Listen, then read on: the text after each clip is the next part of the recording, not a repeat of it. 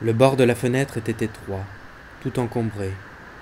Dans ma précipitation, je renversai le cendrier. Il tomba par terre. Mais je ne crois pas qu'il se cassa.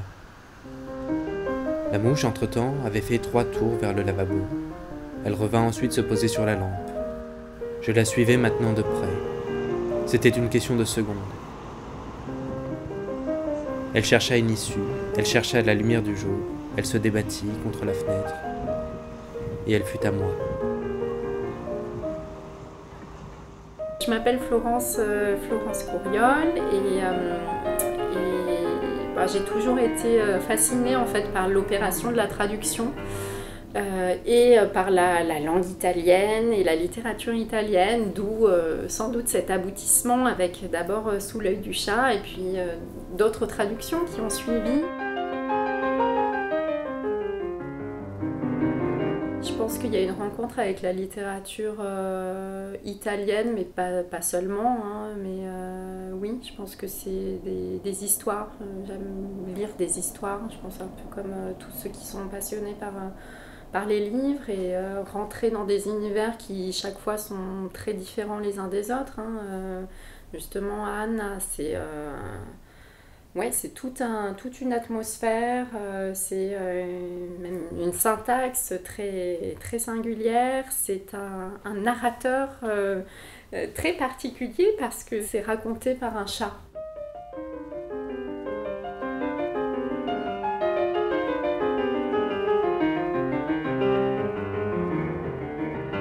Anna Feld, elle est suisse, italophone, donc du petit canton du sud de la Suisse, qui est le Tessin, où la langue officielle est l'italien.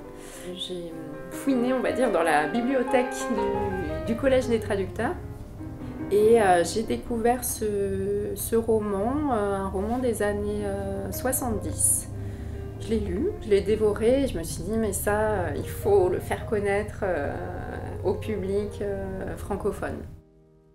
C'est Italo Calvino, le grand écrivain et éditeur chez Einaudi, qui a un peu fait connaître ce roman, puisqu'elle lui envoie son manuscrit et lui est charmé par son écriture très singulière.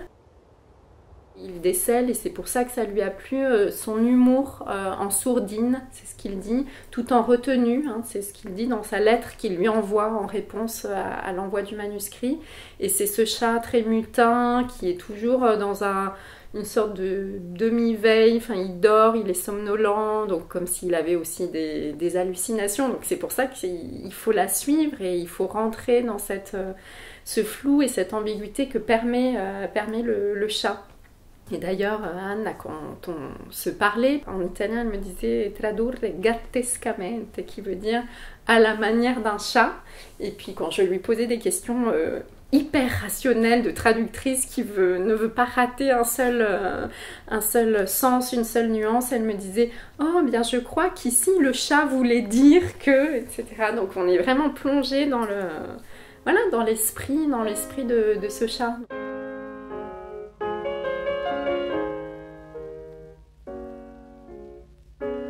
C'est l'histoire donc d'un chat bien sûr, mais pas seulement. C'est l'histoire en fait d'une famille dont le chat fait partie.